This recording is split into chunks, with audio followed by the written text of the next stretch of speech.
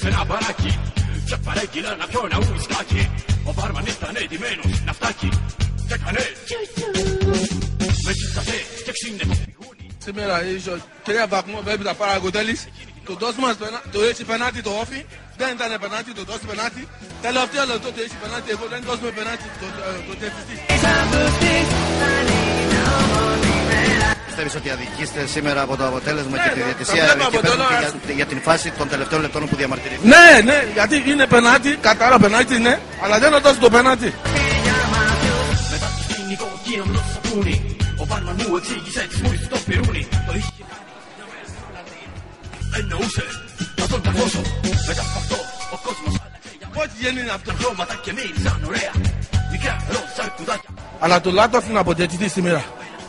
Γιατί το πενάτι το δώσει το όφι δεν είναι πενάτι.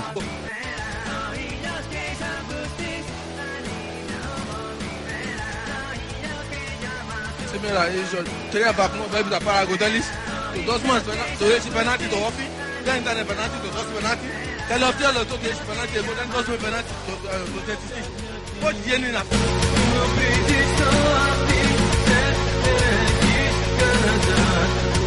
Σήμερα ίσως 3 βαθμούς πρέπει να πάρει ο Τέλης. Σήμερα ίσως δεν ήταν πενάτι το δώσει. Δεν ήταν πενάτι, το δώσει πενάτι. Δεν ήταν πενάτι, δεν ήταν πενάτι. Τελευταίο λεπτό, πώς γίνει αυτό? Πώς γίνει αυτό?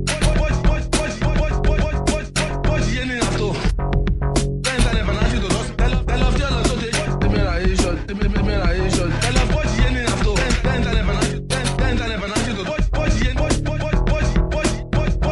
αυτό? Σήμερα ίσως.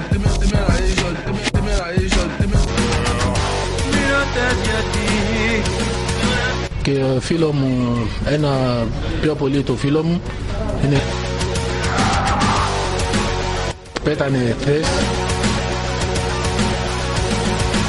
και σήμερα είμαι πολύ αράγια.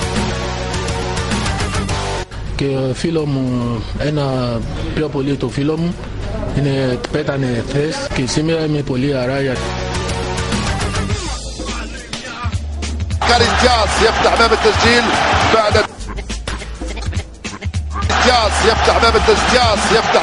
Πώς γίνει αυτό?